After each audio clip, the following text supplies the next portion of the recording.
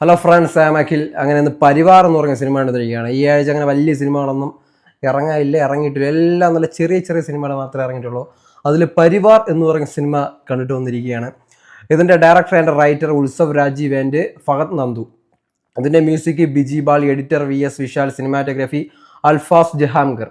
ഇനിയുള്ള പ്രധാനപ്പെട്ട കഥാപാത്രങ്ങളെ പറ്റി പറയുകയാണെങ്കിൽ ഇതിൽ ജഗദീഷ് അഭിനയിച്ചിട്ടുണ്ട്, ഇന്ദ്രൻസ് അഭിനയിച്ചിട്ടുണ്ട്, അതിൻ്റെ അലക്സാണ്ടർ പ്രസാദ് അഭിനയിച്ചിട്ടുണ്ട്, പിന്നെ മൊട്ടൈ രാജേന്ദ്രൻ. നിങ്ങൾക്ക് അറിയായിരിക്കും, ഹിന്ദി എന്ന് തമിഴ് കടന്നാണ്.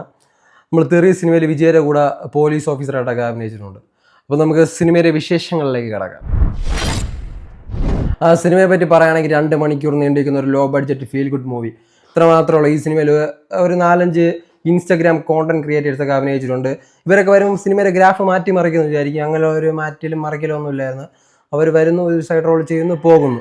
ഇതിലാരും അങ്ങനെ ഓവറായിട്ട് വെറുപ്പിക്കുന്ന ഒരു സിനിമ. എല്ലാവരും നല്ല ഡീസൻ്റ് ആയിട്ട് അഭിനയിച്ചിട്ടുണ്ട്. ഈ സിനിമ ഒരു കോമഡി സിനിമയാണ്. അതുകൊണ്ട് തന്നെ കുറച്ച് കോമഡിയൊക്കെ ഉണ്ട്. എന്നാൽ ആദ്യം തൊട്ട് അവസാനം വരെ ചിരിച്ച് മരിക്കുക എന്നുള്ളതൊന്നുമില്ല. നമ്മളൊക്കെ സാറ്റിസ്ഫൈഡ് ആണ് ഈ സിനിമയുടെ ട്രെയിലർ കണ്ടിട്ടാണ് ഞാൻ പോയത്. ട്രെയിലർ എന്നെ ഒട്ടും സാറ്റിസ്ഫൈഡ് ആക്കില്ല. ഈ ട്രെയിലറിനെക്കാട്ടിലും തൃപ്തി എനിക്ക് സിനിമ കണ്ടിരുന്നപ്പോൾ ഉണ്ടായിരുന്നു. ക്ലൈമാക്സ് കുറച്ചുകൂടെ നന്നാകാൻ നമുക്ക് തോന്നും. ഇനി ഈ സിനിമയെ പറ്റി പറയുകയാണെങ്കിൽ ഈ സിനിമയുള്ള പാട്ടുകളല്ല, ഈ സിനിമയ്ക്ക് നന്നായിട്ട് ചേർന്ന രീതിയിലുള്ള, അതായത് ഈ സിനിമ കാണുമ്പോൾ മാത്രമേ നമുക്ക് ആ പാട്ട് ഇഷ്ടപ്പെടൂ, അത് വേറെ കാര്യം. അങ്ങനെയുള്ള അത്യാവശ്യം കുറച്ച് നല്ല പാട്ടുകളൊക്കെ ഉണ്ടായിരുന്നു. ഈ സിനിമ കാണുമ്പോൾ നമുക്ക് മനസ്സിലാവും. ഇനി ഇതിനെപ്പറ്റി പറയുകയാണെങ്കിൽ ഇതിലുള്ള തീം എന്ന് പറഞ്ഞാൽ ഒരു മരണ വീടാണ് തീം. ഇതിൻ്റെ ലൊക്കേഷൻ എന്ന് പറയുന്നതും ഒരു കുടുംബ വീട് തന്നെയാണ്. ആ ഒരു ലൊക്കേഷനൊക്കെ നല്ല സൂപ്പറായിരുന്നു. ഈ സിനിമയെ പറ്റി ഞാൻ പറയാനില്ല, കാരണം ഒരു ചെറിയ കാര്യം മാത്രമേ ഉള്ളൂ. അത് പറഞ്ഞാൽ ഒരുപാട് സ്പോയിലറാവും. സ്പോയിലറാകാൻ വേണ്ടി ആ സിനിമയിലൊന്നുമില്ല. സിനിമ കാണുമ്പോൾ തന്നെ നമുക്ക് മനസ്സിലാവും എന്താണ് സംഭവം. ഇനി നമ്മൾ തിയേറ്ററിൽ പോയി കാണണോ, OTT വന്നിട്ടും കണ്ടാൽ മതി. പക്ഷേ ഇപ്പം വലിയ സിനിമകളൊന്നും ഇറങ്ങുന്നില്ല.